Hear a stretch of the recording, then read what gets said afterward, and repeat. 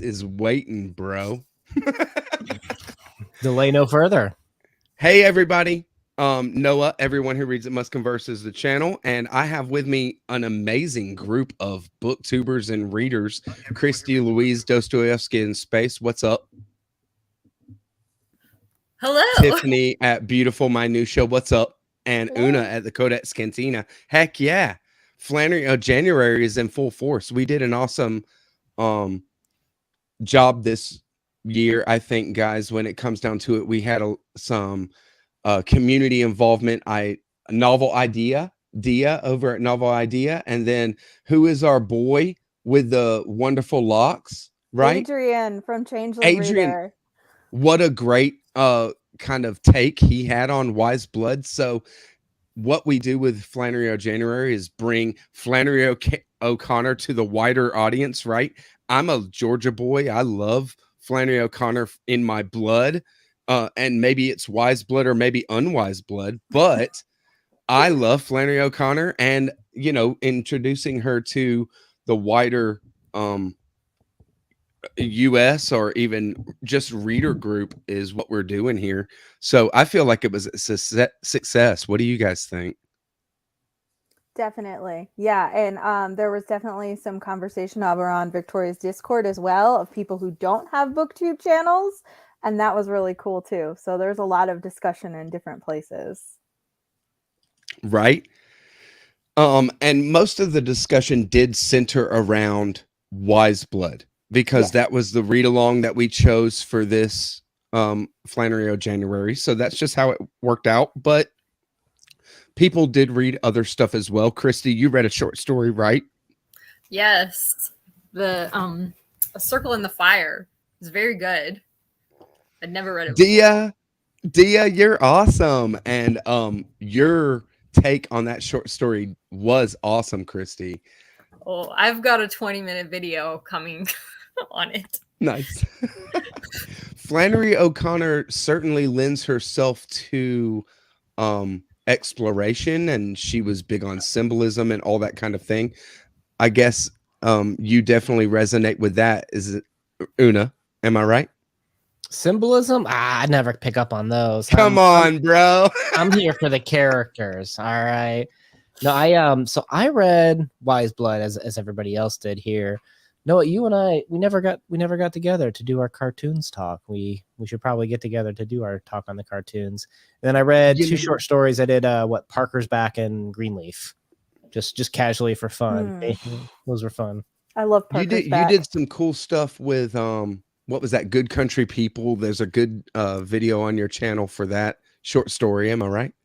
Oh, back in the day, yeah, we've probably done a couple short stories, but yeah. When I heard Christy said she's going to go through all of them, I'm like, well, I should just ride her coattails, and every time she does one, I'll do one. Why not? Yes, why not? You know, Christy's channel is one of the most beloved YouTube channels, booktube channels for sure, right? So you can't go wrong riding her coattails. Thank you guys. You guys are just throwing so many nice things at me. I don't know what to do. Come on. I mean, it's quite the dichotomy for a Flannery O'Connor discussion, right? Because Flannery is very reluctant to throw good things at people, right? So true. It's this, you know, it's so funny having this discussion and seeing people make videos, and they're like, oh, well, I didn't like the story. I don't like Hazel Motes as a character. And I'm like, hell yeah. I mean, you know, of course you don't like him. There's nothing to like about this character. And I think that Flannery O'Connor was, you know, she was very aware of what she was doing. She did it for a purpose. And it's, you know, definitely not this kind of book to fall into mainstream and have people like it and this kind of thing. She puts herself up against an idea, right? And my subscribers called it a weird little book. Wise Blood. I was like, that's a perfect description. Yeah. And I think she would approve. Of course. She'd wear that with a badge of honor. Never shied to describe herself as weird, right? And the Yale lecture that you showed, it was really cool that this teacher who got into Wise Blood, I'm talking about the Yale lecture that Christy shows in her review of Wise Blood. This teacher shows this edition of Wise Blood and is talking about the use of the Sacred Heart as the cover, but this kind of stylized Sacred Heart, right? Mhm. It And looks like using that as looks go kind of ahead. like a tortured strawberry sometimes too to me. Right, right, Yes. exactly right. But the torture is the point, right? Yeah, the barbed Um, wire. who's all tortured? And in our story here, Wise Blood, everybody's tortured just about in their own way, and there is actually barbed wire in some of the torture. So it's completely telling, even though it is iconic, and that's how Flannery O'Connor rolled. She was so good at the symbolism that she could use high-level symbols and then use them in a very practical story about her everyday experience, almost quotidian, right? Mhm. Yeah.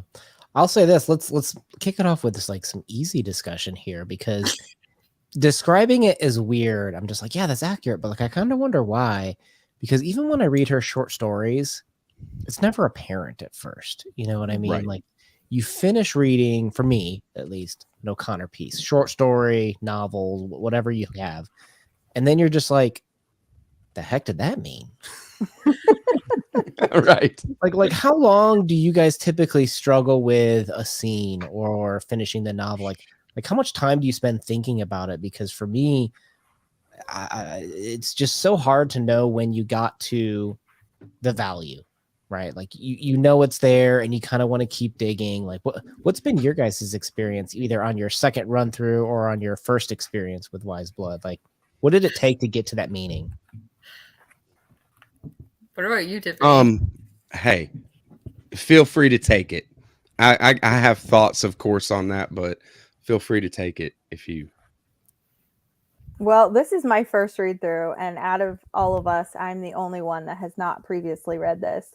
And I think that there are parts of the book, I finished this mid-January, and there are parts of it I'm still grappling with. And I'm still like, I don't understand. And that's why I was so excited for tonight, because you guys have had at least one pass through before this read. And so I think that's kind of the value of reading in community, is it kind of helps you pull those gems out. There are elements to it that I could see right away because I have a really strong faith background. My dad was a pastor. My husband is a pastor. So I am around church people a lot. And my husband is currently pastoring in Kentucky. This is the furthest south I've ever lived. And so I'm experiencing not most of the attitudes, but some, I can see some resonance there. And so there's some things I can see her pointing out that I'm like, yeah, okay, yeah, I get some of this. But then there are elements that I think are much deeper that take time for that to kind of like percolate, and you have to kind of just like marinate in it. And you're going to find more meaning, I think, the more times you read it, the more you'll see things that you didn't see before, because it is full of like so many details. And I'm sure, knowing her, every single word means something to her. They're not just there for a word count or whatever. Like, she was meticulous. And I've also been reading her letters. Right. And I didn't get super far, but I've been reading about I read all her letters up to the publication of Wise Blood. And so how many times she revised this over and over and over again. I know that there's so much meaning that I'm still not even getting, because every word was there for a reason. Yeah, that's a really good point, how the experience of reading and revising, what does this mean to me, is similar to how she wrote, the way that she would revisit stories. The fact that this is made up of various short stories to some extent that kind of got massaged into a larger work. And it's kind of like what made her choose those stories, right? Like, did she see an idea and see how she can expand upon it? I don't know, maybe you all have read more from her letters and stuff, can speak, authoritatively from that. But it's just kind of interesting to see how, things blossom, right? Like these ideas blossom. And I've read so many different articles over the times of reading Flannery O'Connor, and it's just like everybody kind of has a different view, and it's interesting to kind of like experience that. I can say, Una, that just by that, I think that Flannery O'Connor saw a type of character, and that is the reluctant apostle, a reluctant preacher, a reluctant apostle. And that type of person who is fighting against something that is actually innate within themselves became the focal point of what she was trying to show, because this is somebody turning their life force in on itself to fight against themselves in a way, and not to grow, but just to struggle, which is what we're made to do. I mean, it's very perceptive what she saw, but that kind of character, just that kind of character was enough of a person. And of course, framed within the setting of Southern writing and the kind of thing that she does, because it's just what she knew, but that character was deep enough that she could explore it. And she loves psychology. All of this is about psychological playing off of each other by our main characters, right? Wise Blood especially. We have very few characters. But to not say much about it, but The Violent Bear It Away has a main character that is also a reluctant preacher kind of character. So I think that it just means so much to her, this type of person and where they're at. And that's what Wise Blood is about, and ultimately what The Violent Bear It Away is about as well. It's ridiculous. This is a first edition Violent Bear It Away as well. Just so you guys know, I never pass up an opportunity to show my most beloved book possession. Yeah, people come to your channel for the beautiful books. We know that. That's right. Yes. Nice. Where's your cartoons book? It's right here, baby.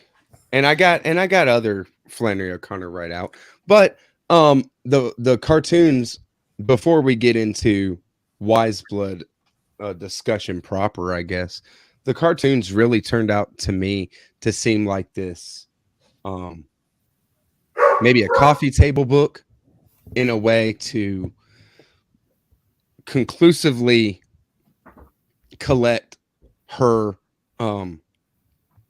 juvenilia cartoons, this kind of thing that she did in a comprehensive edition, so that people could have it like me, who want what anything Flannery O'Connor did, and to have it. And there's nothing you're missing out of this. But as far as to show, it is it's anecdotal.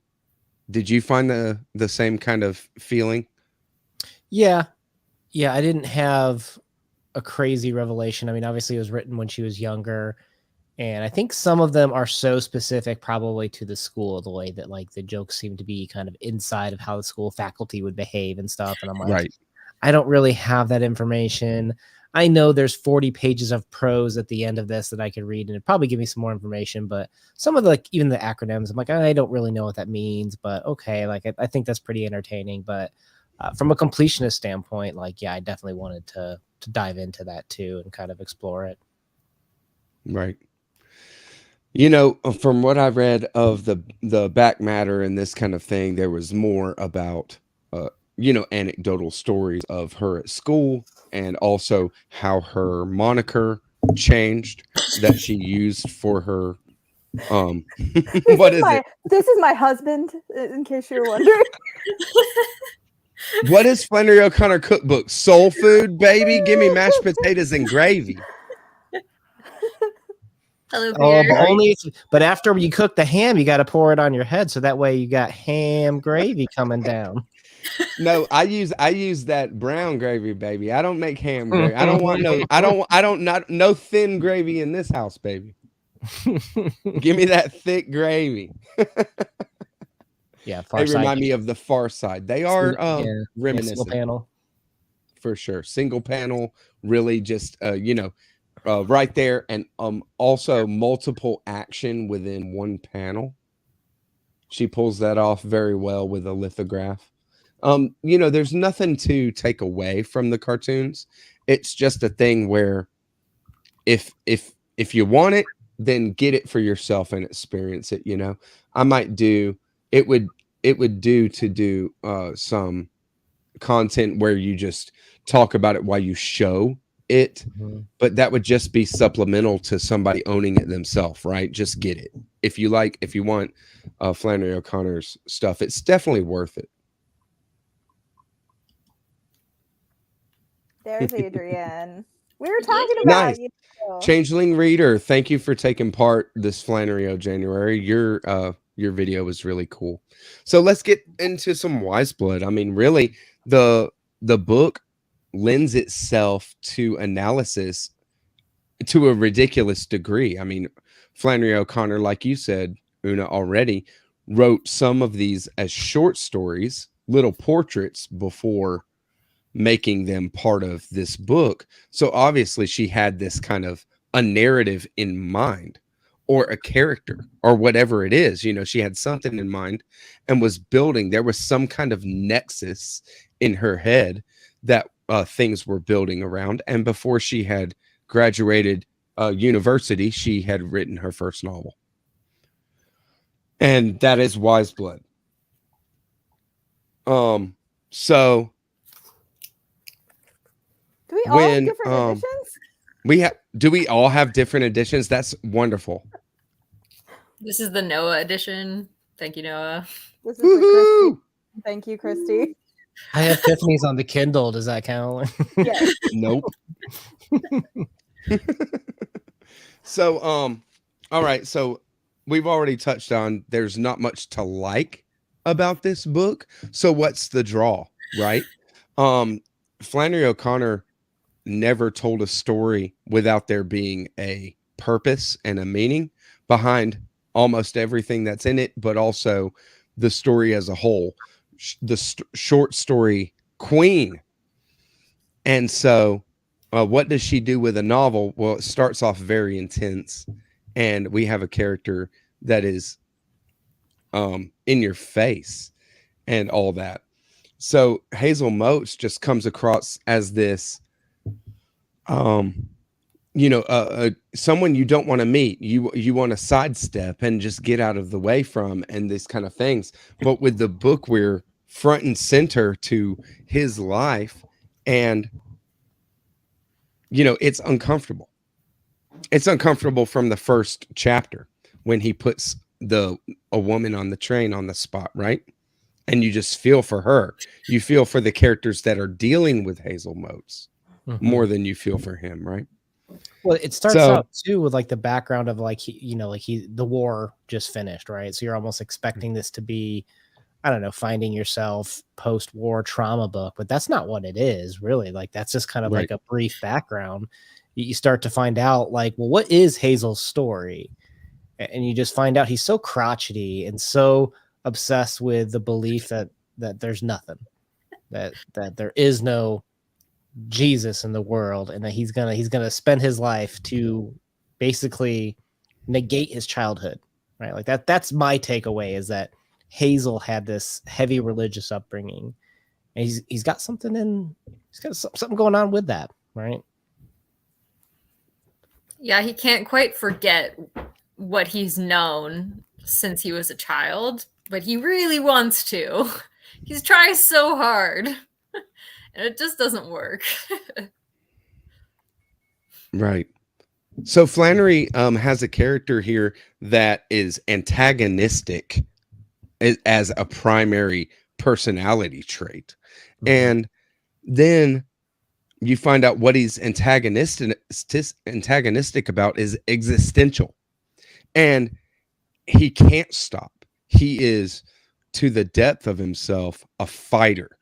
And he doesn't have anywhere that he sets his belief, and claims to, um, you know, really believe that, claims to be happy there, but it plays its hand too hard. Am I right? If somebody is constantly forcing an opinion on you, don't you then question and say, wait, do you really believe what you're saying? Every time, right? Yeah. Do you think he's mirroring anything from his childhood? Do you feel like that's what his religious exposure was?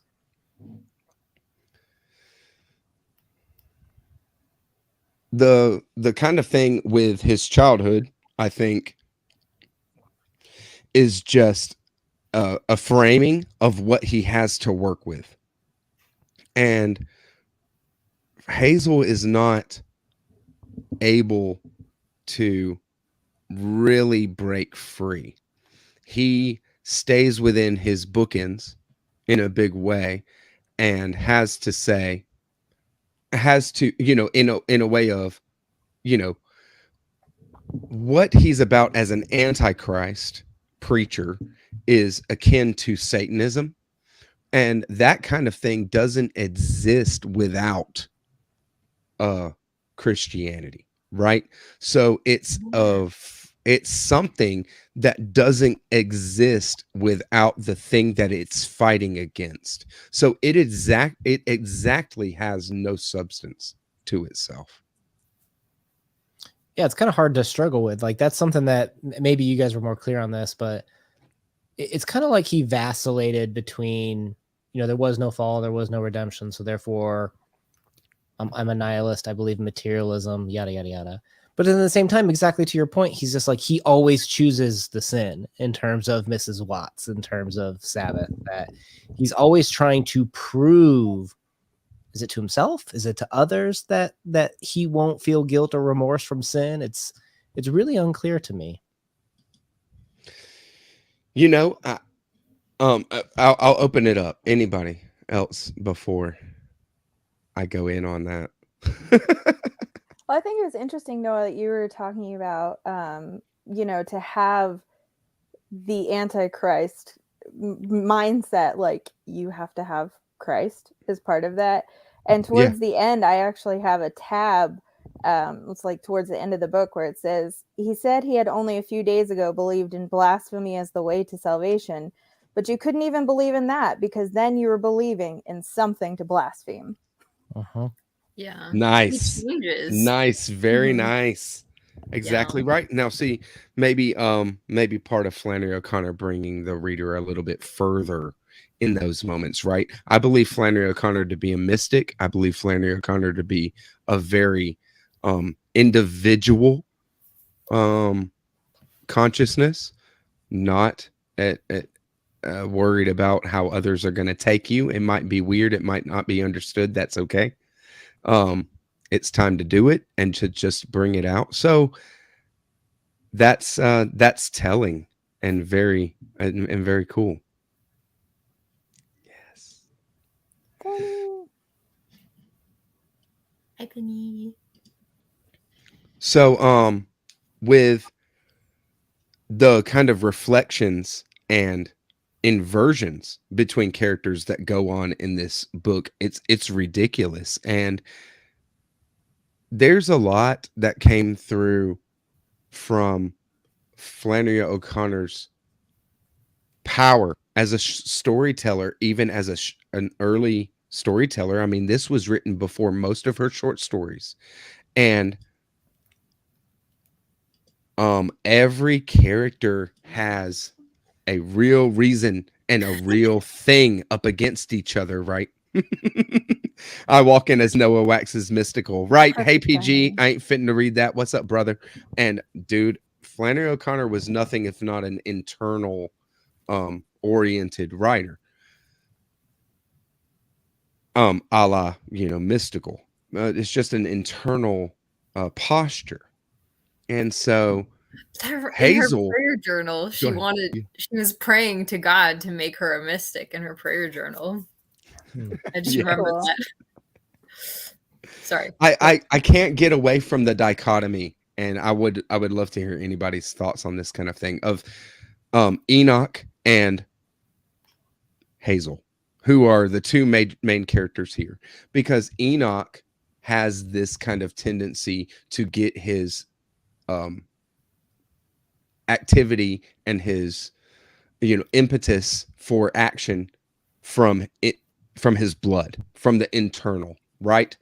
And Hazel Motes is completely outward focused and can't ever, you get this sense that Hazel can't sit still. Hazel could never live someplace. He wants a car as a house because he can never sit still, and he's completely antagonistic all the time. And in his free time, he's standing up on his car preaching to people out when they're trying to just have a nice night. It's ridiculous. And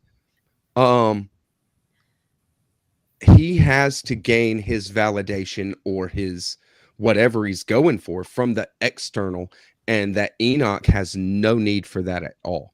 And it's all this internal life, and he has his own struggle with it, right? In the middle of the book, you have like 1 or 2 chapters where it's Enoch's struggle with his own blood to tell him what is going to be done, which is actually what Hazel Motes ends up telling him to do, asking him to do. And Hazel doesn't even understand that he's set this thing into motion. But the dichotomy of these two characters, one acting completely outer, one acting completely inner, and then moving along the story is just how do you even build it like that? But what do you think? I mean, Enoch and Hazel as inversions of each other, complete opposites of each other, right?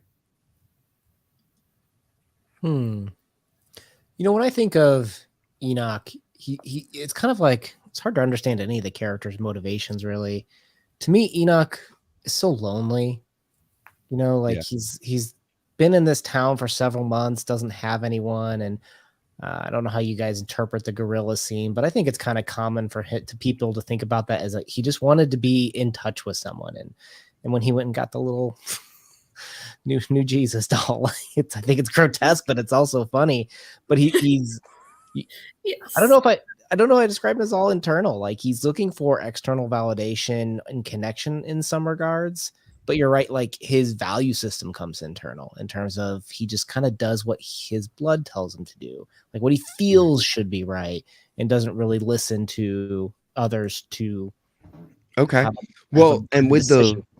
how about with the suit and this kind of a thing that he tries at the end, that is him trying something that is outside of his blood telling him what to do, right? He goes and he takes this gorilla suit because people resonate with that and people pay money to shake hands with this gorilla. So he goes and takes that to, so he lowers himself to that which he makes fun of each day in order to gain validation from others, because he doesn't get it no matter what.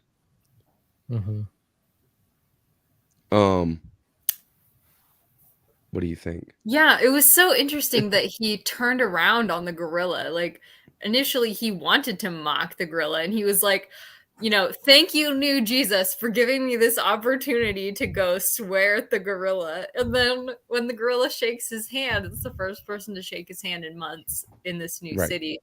And he changes instantly and completely and wants to be, and starts like confiding in the gorilla. And then so that was such an interesting change, and I didn't really understand what the change meant. So I'm glad you brought that up because I'm curious. Yep, it's tough to see Hazel Motes and Enoch Emery as inversions because there's also parallels. They're both lonely, okay? They're both lonely, and also they both are very, very serious, and not they are wearing their heart on their shoulder. They're very plain like that. am I the only one that feels like when Flannery O'Connor is showing some scenes that people are having conversations, but they're having two different conversations? Oh, come on. Yeah, it's like my favorite is the audiobook, because the audiobook just brings it to a whole nother level. All right. And you got that scene where Enoch's like, I gotta show you something. Right. And he's like, Asa Hawks, where's he live? Where's the address? I need the audiobook so I'm much. gonna show it to you. I'll read it. I'll read it for you, Tiffany. That's all there is to it. I mean, I'll do it. I'll do it perfectly. Let me tell you. I hear Flannery O'Connor when I read her, I'm a northern girl, so when Same. Una, like, he sent a message to the Voxer group, and he was saying it like that, and I was like, this changes everything. Now I get why people think it's so funny. Right. Well, Nice. and I obviously can't do the Southern accent very well, but just something that says she was mean, or she might be mean, but she sure was ugly, is how I read that in my northern version. And then you hear the audiobook, and like, she was mean, but she sure was ugly, and it just completely changes the experience. Well, seeing the comedy in this book is a lot to do with the culture, Southern culture, because it's dark comedy. So it's not on the face of it comedy, right? So it takes a cultural understanding of it. And even, it seems like even in American culture, there is a kind of portion that may not get it, you know what I mean, just by reading it. But it's so silly, and it's very Flannery.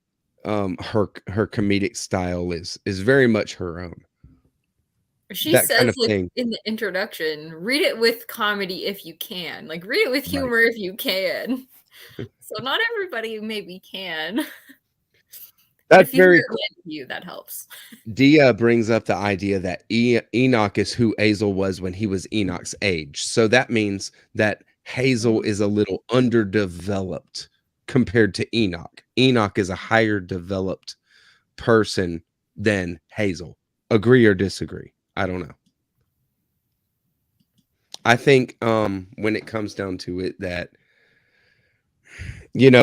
Enoch is a person that I don't feel very sorry for compared to the other characters. I feel Enoch is the one that's doing the best. He's a young man, 18, alone in the city, sure, but he has a good job, and he's doing his thing. He has no worries.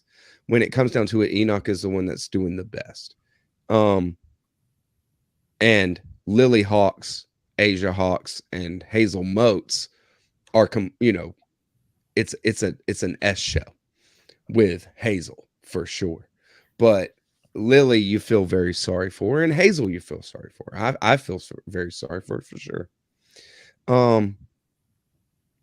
So I don't really feel like Enoch knows better, I would say, but I think that maybe that is true, that Enoch just knows better. That's the title of this book. Enoch is the one with the wise blood. And when it comes down to it, Enoch is one that makes it out the best out of it's like everything points to that. If there is a kind of a somebody that is further along, between the two, Enoch or Hazel, right? I kind of feel like when it comes to, like, when you say know, like, what does it mean to know something? Like, one of the things that a lot of these characters struggle with, I think, is like that self-intelligence, the awareness of who they are, the awareness of like what they think is their worldview in a sense. I don't know, like, if I'm looking at Asa, obviously he's very confused. Like, he's kind of almost like trying to trick himself into being what he thinks he should be. You've got Hazel, who is, I don't know, maybe he's the most confused, right? Because he's trying so hard to define himself against something that he just feels all this pull for. And then Enoch, like maybe in my view, in my reading of it, he is one of those, he's almost like a romantic. It's just whatever he feels like doing, whatever his wise blood tells him, that's what he goes and do, including stealing this small little thing from the museum and such. They all have this, they're not clear as to what their purpose is. They're trying to fight it even. That the self-awareness almost seems to be lacking from a lot of them. For sure. Enoch seems the most comfortable in his own skin, I guess I would say, as opposed to everybody else. I think so. I think Enoch is okay with operating instinctually, and I don't think anyone else in this book is. Because, I mean, obviously Enoch is the wise blood, and so he's fine with following his instincts, and everyone else, they don't trust their instincts. They're trying to fight against it the whole time because they feel like there's something like inherently wrong with it. Meanwhile, Enoch's just waiting for his instincts to tell him the next thing to do. Right. And 2 times in this book, twice, Enoch goes out because his blood tells him to do something, and he comes upon Hazel Motes. Mm-hmm. He didn't know, he wasn't going and searching for Hazel. Hazel is what came into his experience. And to speak to what you said, Una, knowledge is experience. You know, to know something, to have knowledge of something is experience, you know, with it. That's what it is. Enoch is childlike, but isn't that more like Jesus, right? To have a mind of a child is to enter the kingdom of heaven, right? Like the mind of a child. Enoch being childlike is even more a mark in his favor, right? Mm-hmm. And so Enoch and Hazel both are a bit lost. I mean, they're both lost for sure, but they approach their search in life very differently. Enoch is more openly and honest, and H is a liar. Hazel is a liar. And absolutely. Hazel lies to himself is first and foremost, and what you have to get through to understand this book. That Hazel from the start and through it all is lying to himself. And Flannery is showing somebody who is lying to themselves. But I think that neither of these characters are seekers, right? Hazel's not really seeking. He's not really a seeker. He's a fighter. He's a warrior. Right? Why do you think he lies? Because he's chosen his side. He's already chosen his side, and now he defends it to the death. Do you think he defends it to the death because it's like honor? Like he doesn't want to be seen as like he's trying to reject his childhood, or why would he want to reject that so bad? Right. Well, being a Christian isn't a picnic. He probably just didn't want to be. Well, and he had not just a normal, not just some kind of light Christian upbringing, right? Yeah, he has a grandfather that is a backwoods preacher who was a leader of a group that was very strict and, you know, fire and brimstone, Old Testament style, whatever, apocalyptic, sure. Yeah. But his mother as well. It's shown his mother as well was a spare the rod, spoil the child kind of parental figure, right? So it's there that that he has this kind of, you know, maybe just rejecting that. I think there's a line that I was going through earlier. There's a line that shows that he was glad that he wasn't that he saw himself as still pure after the war. And I took that kind of line to mean that he hadn't killed anyone in the war, that he hadn't killed anyone in battle. So there's this kind of thing where he doesn't feel like he's committed any kind of real sin before he was chastised so much. And then you have this kind of rejection, rebellion against.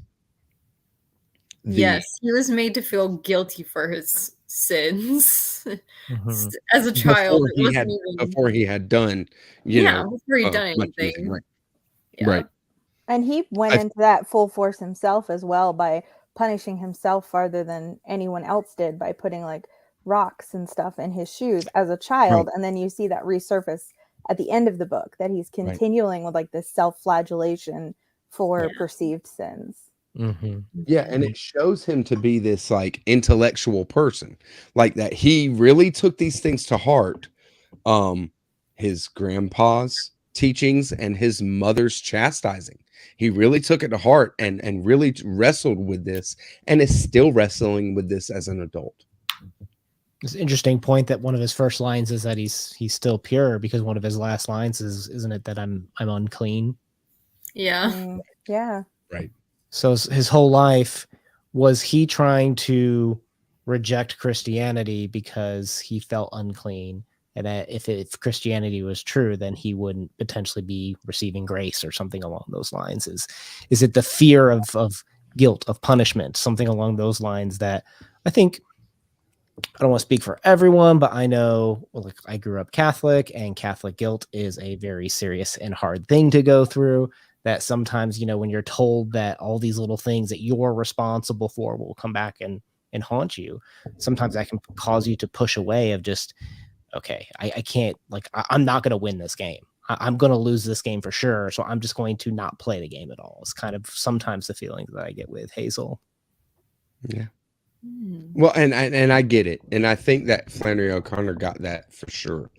And I think the great unwritten beauty underneath this, and I'd love to hear anybody's throwing in to this idea, is that Hazel cannot accept grace, has no idea of what grace even means, cannot accept grace or forgiveness for anything. And his ultimate going to the end of the book, his ultimate going to self-punishment and what he does to himself is because of a murder and things that he does and things like this. He cannot accept anything. There is no metric for this, rejecting the divine, plan like that. I completely agree with his, like, the inability to accept grace, because he's just like, grace means that you don't have to pay for your sins. Right. That's kind of like Jesus paid the price. The religious, thing of that is that you don't have to pay for that. There may be earthly consequences, but you don't have to pay for it. And so it was never enough for him to believe that. He had to continue to punish himself for perceived sins. And as a result, he didn't show grace to anybody else really either. Right. He was very judgmental of everyone, because he goes right at him. You can see him pointing his finger in everybody's face. Right. So kill someone for doing the same thing he's doing. Right. So he can't accept grace, and as a result, he can't extend it to others either. Right. Okay.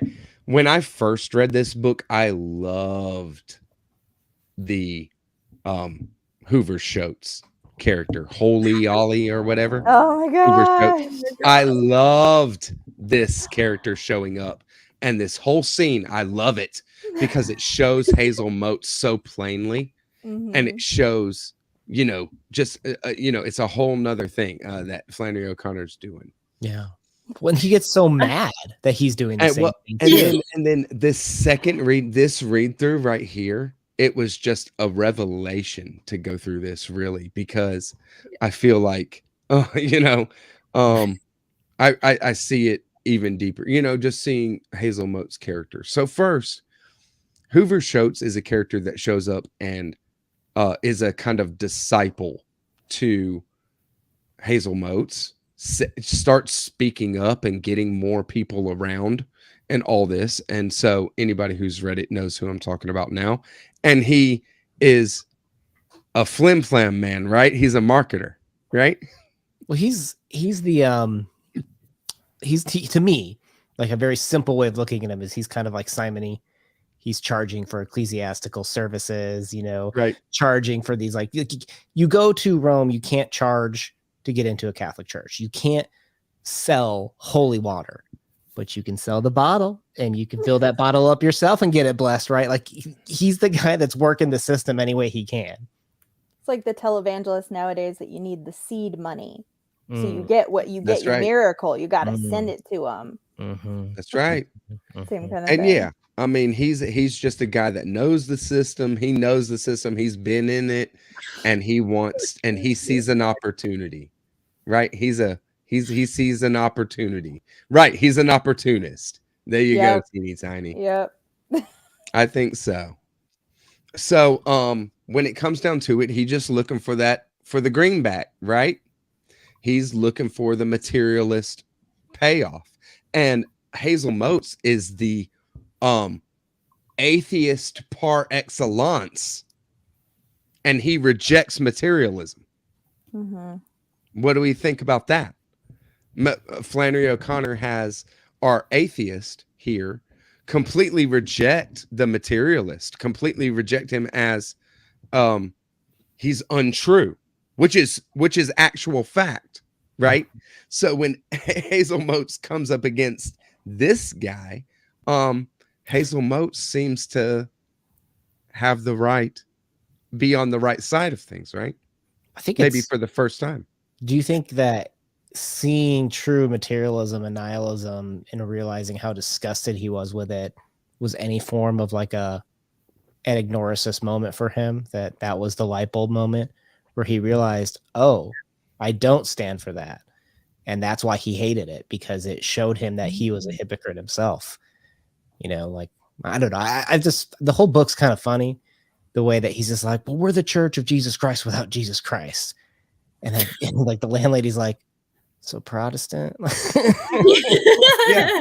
And he agreed, and he turns it into, Hoover Schultz turns it into the holy Church of Christ without Christ, right?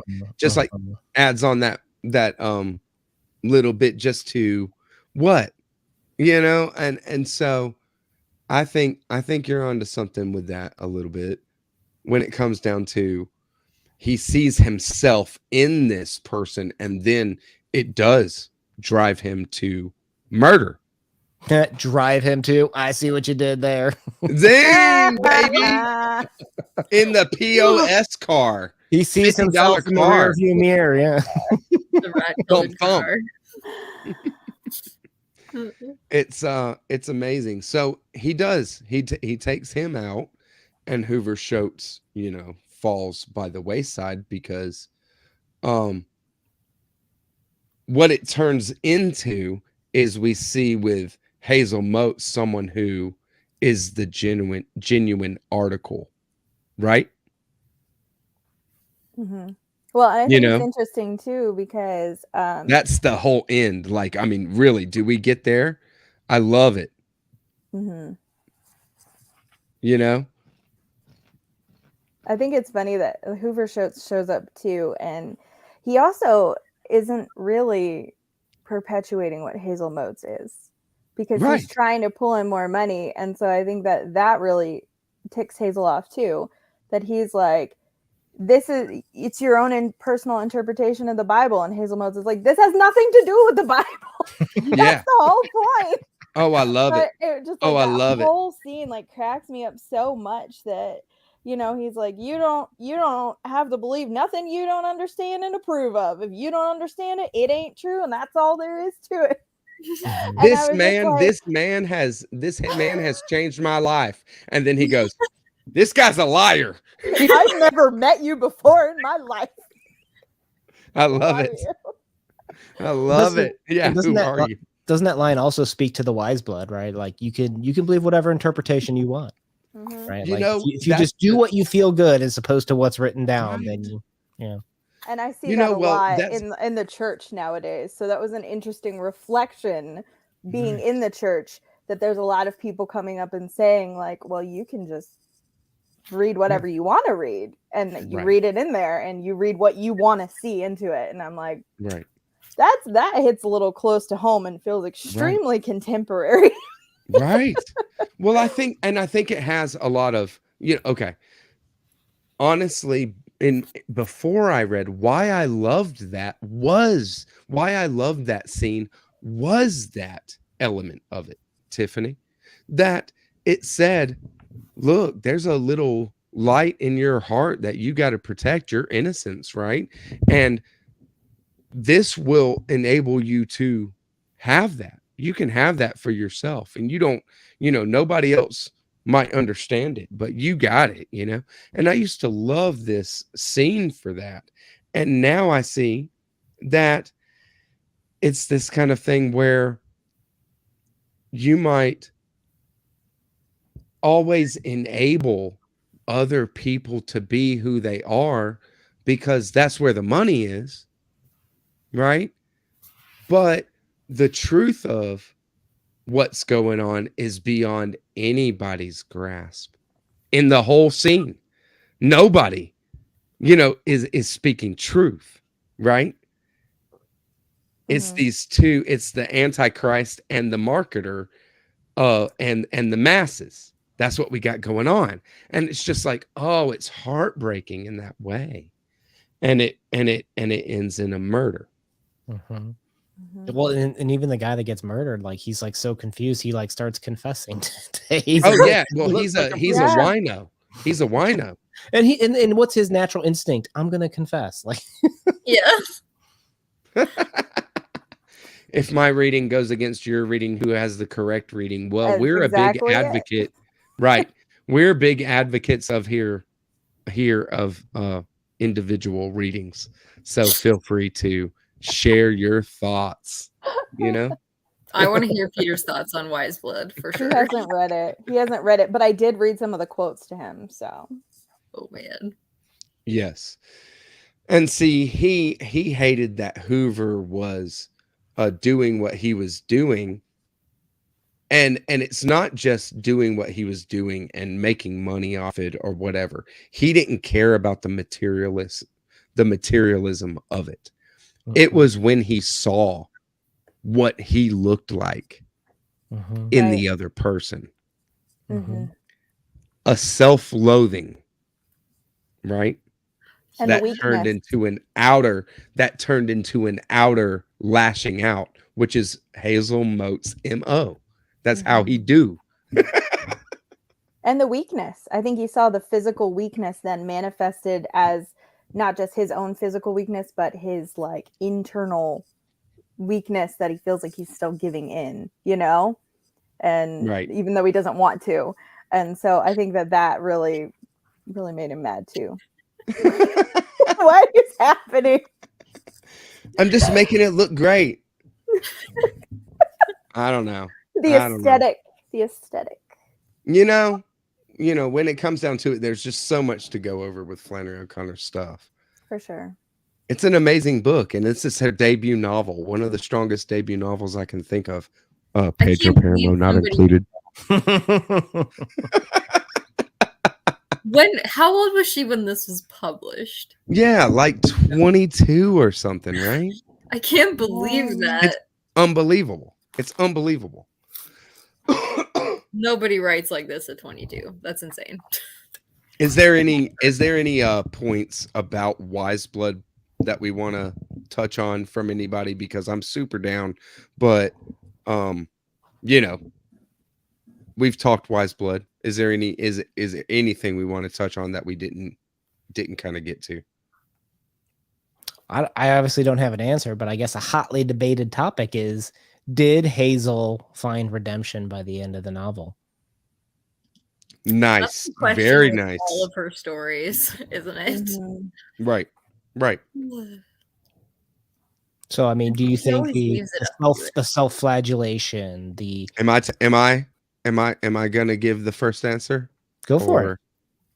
No. Tell me why. Hazel Moats. I think that when it comes down to it, Hazel Moats is the individualist par excellence, and when it comes down to it, will go his way. Sorry. As much as he can, and is content to sit and have his intellectual, philosophical life in the dark rather than give in.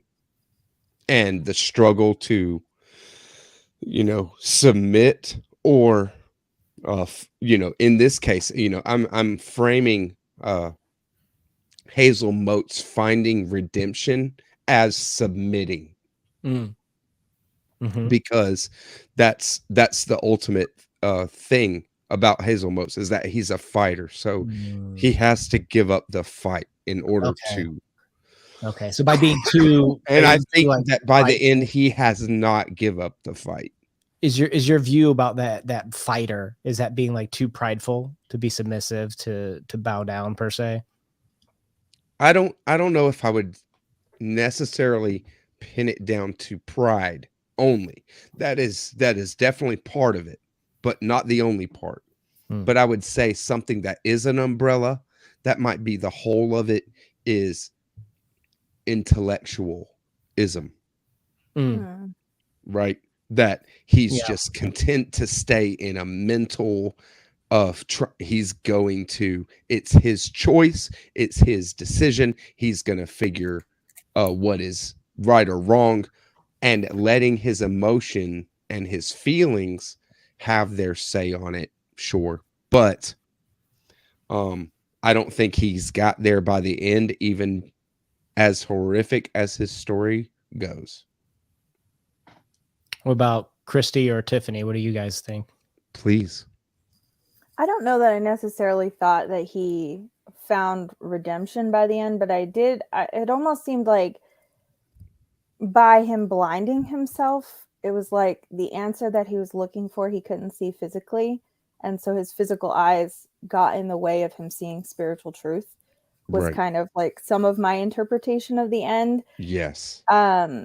And it's interesting, like talking about, I see like Alyssa commenting here that he was still rejecting grace and chose to punish himself. And when I was reading some of The Habit of Being, she was talking about how someone's complaint against it was that there was impiety and a lack of love in the book. And she said, it seems to me the form of love in it is penance, as good a form as any other under Mr. Mote's circumstances, which is really interesting as we're talking about him feeling like he needs to punish himself, that she feels like that's the form of love in the book. And I'm still kind of working through that in my brain, but I love that. I love that. Very cool. I love what Dia says here. And she says, and I don't think he helped anyone else finding redemption either. No, okay? He didn't. Hazel Motes didn't help anyone finding redemption. Of course not. He wanted to prove it wasn't real. Right. He's not that. But let me tell you, through Flannery O'Connor, Hazel Motes has helped many people find redemption. Yeah. I love, honestly, when we look at this is a piece of art. This is a piece of literature that has its power in what it's doing. And if you think this is powerful, read her second novel, The Violent Bear It Away. If you think this is powerful, if you think this is a gut shot, if you think this is hard core, read The Violent Bear It Away. It's amazing. I that's all I can say. I would love to get on and do some discussion of this work, but it's wild how it's not as popular, even though it's a more mature and better effort from Flannery O'Connor. It's just harder to stomach. I haven't read it yet, so that's on my list next. Thanks, Noah. It's hard to stomach, because it's Flannery O'Connor. You're not supposed to love the characters. You're not supposed to see yourself in this story. It's a cautionary tale. Flannery O'Connor's stuff is cautionary tales. Okay? They're not for you to fall in love with a character and grow by seeing something better in yourself. No. It's look at the depths that you can go to just with one misstep in your internal world. Well, she talks a lot about Beware. the violence and the grotesque nature of her writing because she thinks that is reality, right? Like she doesn't want to create a fantasy of things. And I wonder if that was to your point where you talked about her writing helping some people reevaluate things. I wonder if that was her tool for that, by slapping you, by shocking you, by getting you to pause and think of like, well, what the, like that is probably one of the greater tools, is to help someone kind of take a step back and reevaluate what they think and why they're doing the things that they're doing. Because that's a lot of the problem with Wise Blood, at least from an Enoch standpoint, is he was just reacting. He's just doing what felt good in the moment. And that might not always be the best thing potentially. And to get that shock, to step back and say, what are the things that are my guiding lights? The things that when things are hard that I can look to make better decisions. I think that's a better rule system for life than just reacting to what feels like your Wise Blood's telling you. Yeah. You know, it's such, and another inversion in this story is that, you know, Hazel Motes being this Pauline figure, you know, Paul type of figure is instead of yes and amen, you know, the essentially affirmative being Paul's thing, right? Hazel is a no in every single turn at every time. It's a no. It's a rejection of what people are saying, Hoover Schultz and everybody else, and a rejection of the new Jesus that he asked for, a rejection of Enoch, a rejection of Lily, who he claims he wanted to seduce. It's just ridiculous. So he has no in his heart. And you know, a great man. Who is that? I got a Joe Valentine's. Dirt. A great man, Joe Dirt, once said, you know, you can't have no in your heart, right? Oh, Christy has to go. Nice to see you, girl. She said she had to bust out right at 5. That's okay. You really have to descend into her narrative. That's for sure. Nice. I saw Gore Vidal brought that up in a comment that Flannery O'Connor's irony and this kind of dark humor is reminiscent of Coen Brothers films. Are you familiar? Like Blood Simple or Oh Brothers Where Art Thou or Raising Arizona. Okay, I've Movies heard like those, but I don't think I've watched those. Nice. Okay. But there is definitely a same kind of feel of this, you know, dread overlooking, you know, it could go really bad, but also comedic stuff to Coen Brothers films as well. He did The Big Lebowski. They did the Big Lebowski. There's a few more. I love Coen Brothers. I love You Coen need Brothers. Jack on for that question. He's always all over the cinema questions, and I'm always like, Jack is all over every question. I've never seen that movie. I mean, man, Jack is ridiculous. Yeah, Fargo and No Country for Old Men. They did a lot. They're good. They're really good. I love Blood Simple. If y'all haven't seen that movie, it's one of the greatest movies ever. It's like a noir. Okay. And you just have to watch it. It's like you know, reading Wise Blood. You have to watch Blood Simple. It's great that they both have blood in the title because it's great. It's fantastic. Just watch it. So who did either of y'all watch Wise Blood this I month? have not. No. I didn't watch it this month, but I watched it last May. You've watched it before. Oh, it's a great movie. That's great. I love it. Isn't it like scene by scene? Yeah, it was oil, and it was only made for like I think like $2 million, which is very modest for a movie and of the caliber of talent that came to make filmed in Macon, Georgia. Yeah, you could tell it was a labor of love, right? Like in the same way, so many of Flannery's stories come off that way. It definitely preserved a lot of that feeling to me. Yeah, it's very well done. You can tell it's very low budget. but just unbelievable performances by the cast, right? And some really great actors in there. You know, you have a young Ned Beatty. The guy that plays Asia Hawks is a supporting actor that's been in, you know, hundreds of movies. Just a great, you've seen him everywhere. And then Brad Dourif is the main character. But I mean, amazing performances, and the script is great. You know, Flannery O'Connor really just knocked it out of the park with her first book. I can't really express enough how much her second book is better and more awesome. Like, I mean, it's just more of everything. It's amazing. So if you check it out, you check it out. If you need a little bit before you get there, Tiffany went for A Good Man Is Hard to Find before, right?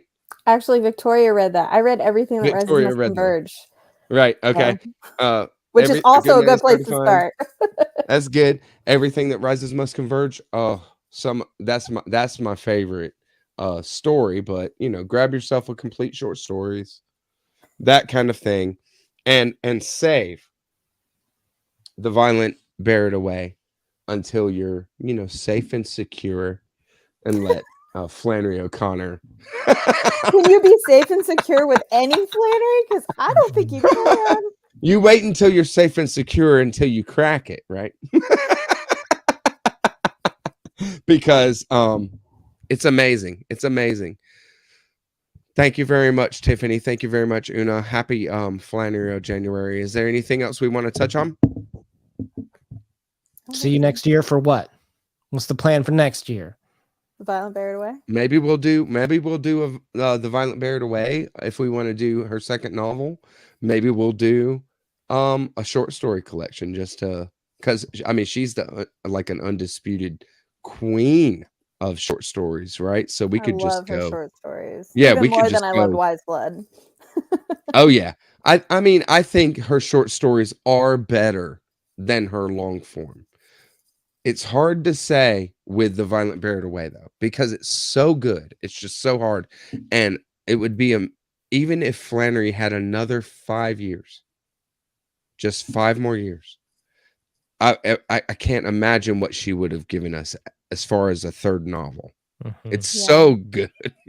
It's so awesome. Definitely. Thank you all. All right.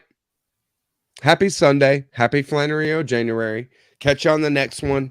Happy 2023 and all that jazz. Catch you on the next one, BookTube. Bye-bye.